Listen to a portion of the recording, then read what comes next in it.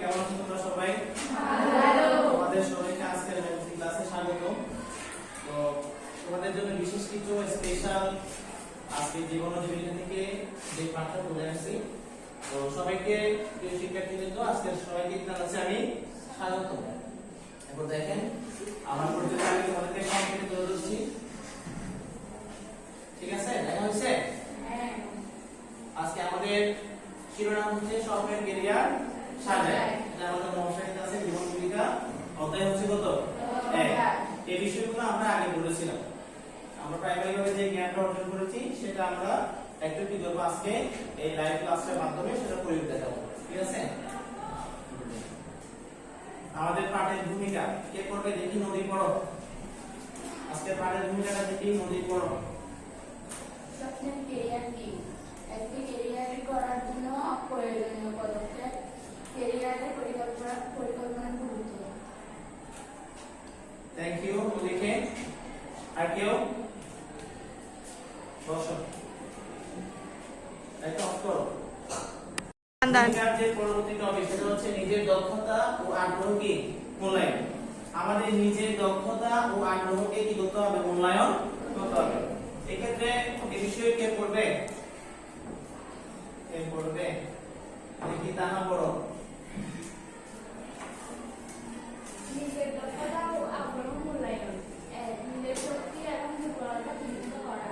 2. পছন্দের বিষয় ও কাজের ক্ষেত্রে নির্ধারণ করা। 3. দক্ষতা উন্নয়নের জন্য করণীয়।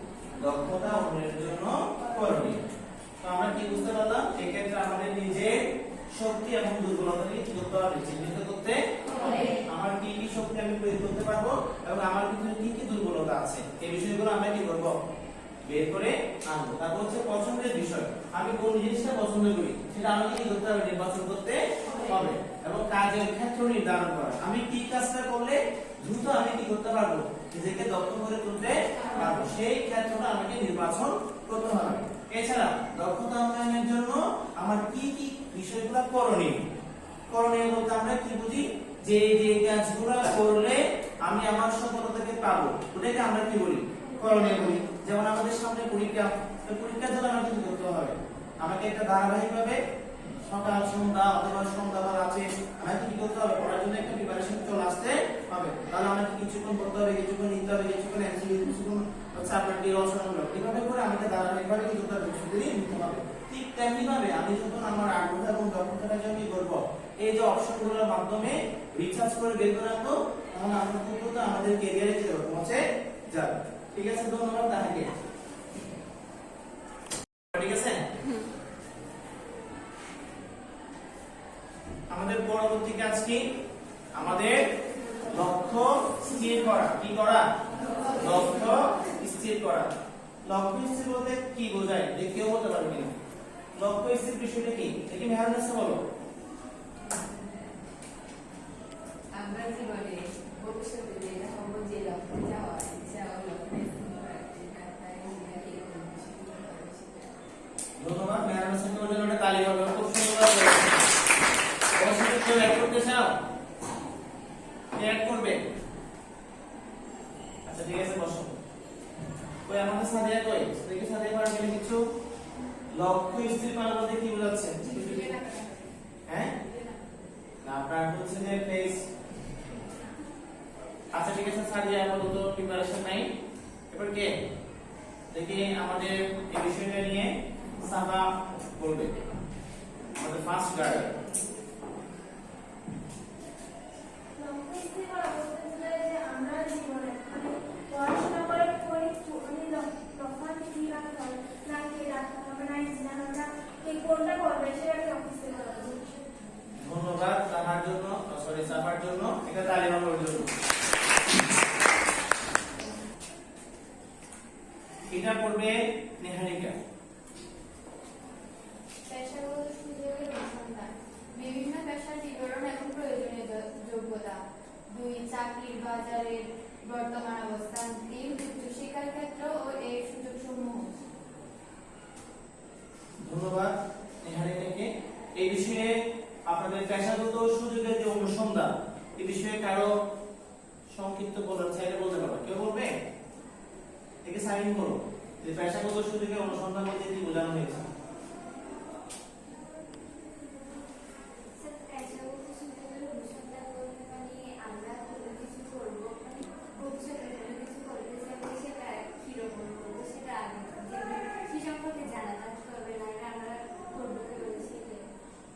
ধন্যবাদ সাইমনকে, সবার জন্য একটা তালি হবে।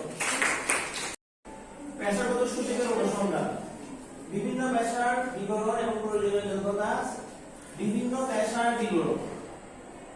আমি যদি একটা পেশার তালিকা করি, আমরা ক্লাসে করছিলাম মনে আছে তোমাদের যে কোন কোন পেশা রয়েছে, ওই পেশাটা তালিকা করছিলাম না।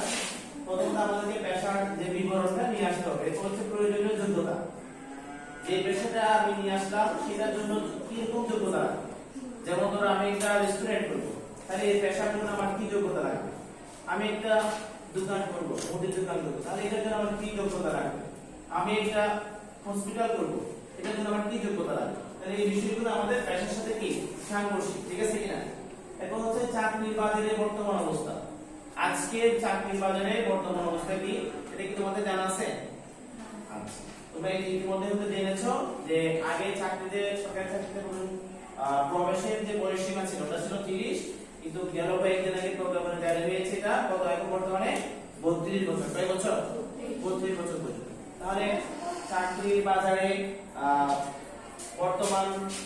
বর্তমান আমাদের কি অবস্থা রয়েছে সেই বিষয়টা আমাদের কি করতে হবে, জানা থাকতে হবে, ঠিক আছে কিনা। চাকরির বাজারে বর্তমান পরিস্থিতি, এই বিষয়টা আমরা জানবো। এরপর হচ্ছে উচ্চ শিক্ষার ক্ষেত্রেও এর সুযোগসমূহ, আমরা যে অবস্থানে রয়েছি এবং এই অবস্থান থেকে আমরা যখন উপরের লেভেলে যাব, আমরা ইন্টারমিডিয়েট পাস করবো, ইউনিভার্সিটিতে পড়ব, তখন আমাদের এই যে পেশা, যে আমরা এখন যে ছোটখাটো পেশাগুলো নির্বাচন করতেছি, সেটা আমাদের উচ্চ শিক্ষার ক্ষেত্রে কতটুকু ভূমিকা রাখবে, এই বিষয়গুলো দেখি। তোমরা কয়েকটা পয়েন্ট এখানে 5 মিনিটের মধ্যে রেডি করো। যে 3টা টপিক দিয়েছি, 3টা টপিকের উপর 5 মিনিট সময় দিলাম। আমি আমার সেখানে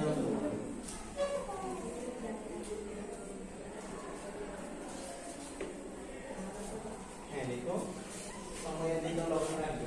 দেখো আমরা সময়ের কথা বলছি।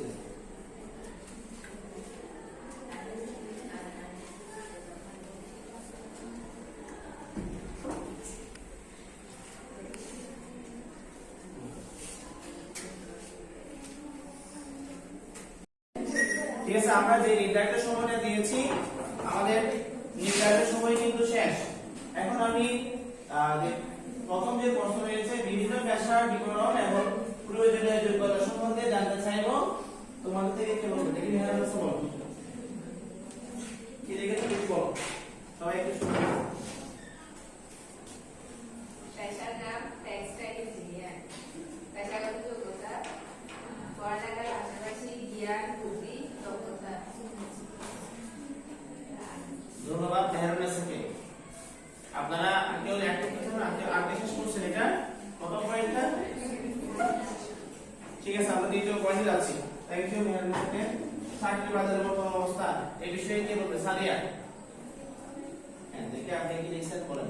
চাকরির বাজারে বর্তমান অবস্থা, আমাদের দেশে চাকরির অবস্থা তেমন ভালো নেই। বেশিরভাগ মানুষের কারণে বর্তমানে সরকারি সুযোগ নাই, চাকরির সুযোগ নাই বললে চলে। প্রাইভেট চাকরিতে বেশি প্রতিযোগিতা রয়েছে, ফলে নতুনরা কর্মসংস্থান করতে হিমশিম খাচ্ছে। ধন্যবাদ সাদিয়াকে।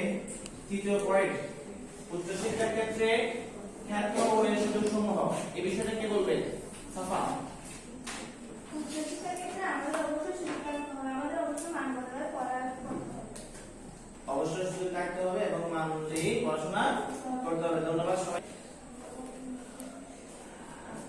সেই ক্ষেত্রে হচ্ছে কি রাখবে, আমাদের পরামর্শ গ্রহণ করতে হবে এবং কি রাখবে, নেটওয়ার্কিং লাগবে।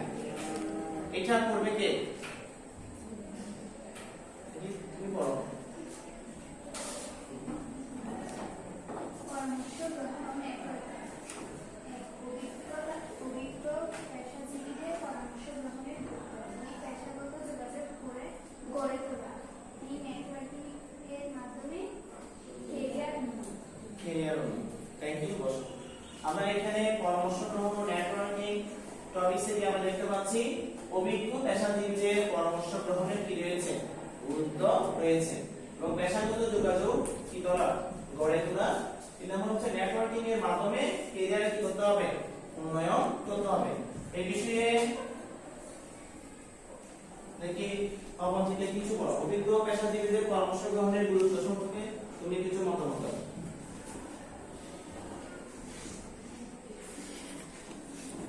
বলো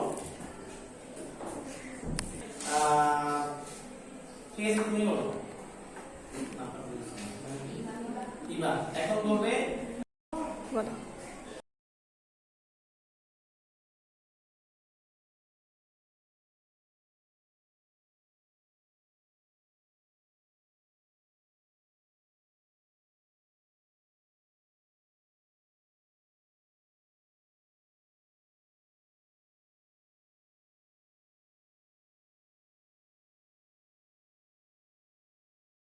দক্ষতা ও আগ্রহ বিবেচনা করে ক্যারিয়ার পরিকল্পনা শুরু করা অত্যন্ত গুরুত্বপূর্ণ। লক্ষ্য স্থির করো, স্পষ্ট লক্ষ্য নির্ধারণ করা এবং সেগুলো অর্জনের জন্য প্রয়োজনীয় পদক্ষেপ গ্রহণ করা একটি সফল ক্যারিয়ারের ভিত্তি।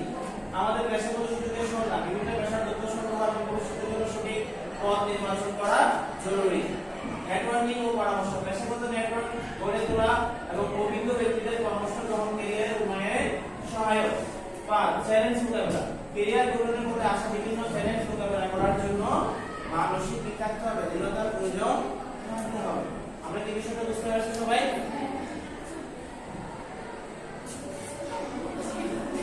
আজকের মতো এখানেই শেষ। আজকের ক্লাসে বসে থাকার জন্য সবাইকে স্বাগত জানিয়ে এখানে শেষ করছি। সবাই সে আল্লাহ হাফেজ।